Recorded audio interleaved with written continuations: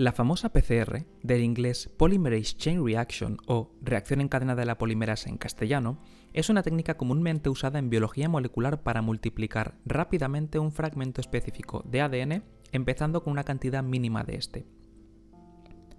Aunque ideas similares se asomaban en 1971, la PCR fue ideada por el bioquímico Kary Mullis en 1983, lo que le valió el Nobel de Química una década más tarde. La importancia de esta técnica resta en que mediante una cantidad muy pequeña de moléculas de ADN de interés podemos conseguir millones de copias. Pero, ¿cómo lo hacemos? Los ingredientes básicos para preparar una reacción de PCR son el fragmento de ADN molde que queremos amplificar, desoxirribonucleótido trifosfatos o, dicho de otra forma, las piezas básicas de una molécula de ADN, dos cebadores complementarios a las hebras del ADN molde, ADN polimerasa, una enzima encargada de sintetizar moléculas de ADN a partir de DNTPs. Esta enzima tiene que ser termostable, por eso la más comúnmente usada es la Taq polimerasa. Y finalmente, iones bivalentes como magnesio o manganeso que ayudan al trabajo de la ADN polimerasa. Una vez conocemos los ingredientes básicos, vamos a preparar el cóctel. Una reacción de PCR consta de 25 a 45 ciclos. Cada ciclo consistirá en 2 o 3 pasos o cambios de temperatura, y en este ejemplo usaremos 3 cambios de temperatura por ciclo. Empecemos con el primer ciclo. El paso inicial consiste en la desnaturalización del ADN o, dicho de otra forma, la separación de las dos hebras que lo componen. Este paso suele realizarse a una temperatura de 94 grados centígrados. El siguiente paso es la hibridación, la cual suele suceder a una temperatura más baja.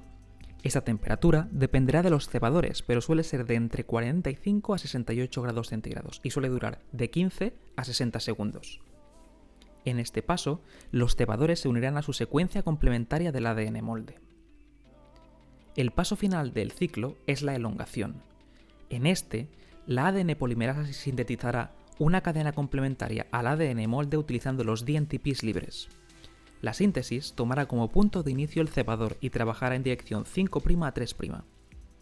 La temperatura de este paso dependerá de la ADN polimerasa utilizada. En el caso de la Taq polimerasa necesitaremos temperaturas de aproximadamente 68 grados centígrados. Los pasos de desnaturalización, hibridación y elongación constituyen un ciclo. Después del último ciclo y para asegurarnos que todo el ADN ha sido amplificado, se realizará una elongación final que dura entre 5 y 15 minutos. Una vez finalizada la reacción, esta puede conservarse por un tiempo indefinido a 4 grados. Una vez conocemos cómo funciona la PCR, hablemos de sus aplicaciones. Esta técnica se usa rutinariamente en distintas áreas como en investigación, en medicina con fines diagnósticos, en paleontología y en ciencias forenses. Para ilustrarlo mejor, veamos un ejemplo. Imaginemos que queremos estudiar la presencia de un virus en una muestra humana. Si conocemos el genoma del virus, lo primero que debemos hacer es buscar una región que sea específica de este y que no encontremos en el genoma humano. Una vez tenemos esa región, diseñaremos distintos cebadores para poder amplificarla. En el caso que la persona esté infectada por el virus, mediante una PCR podemos amplificar y detectar la región del ADN viral previamente seleccionada. Mientras que, si esa persona no se encuentra infectada, a falta de un ADN molde, no habrá amplificación de material genético y tampoco será detectable.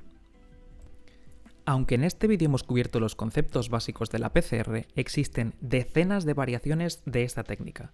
Podemos hacer pequeñas modificaciones en el protocolo básico, o bien cambiar algunos componentes como la polimerasa usada o la concentración de iones. Incluso es posible añadir pasos antes o después de la reacción de PCR, como por ejemplo en caso de trabajar con ARN en vez de con ADN. Como hemos visto, la PCR es una técnica increíblemente versátil y con infinidad de aplicaciones en distintos campos.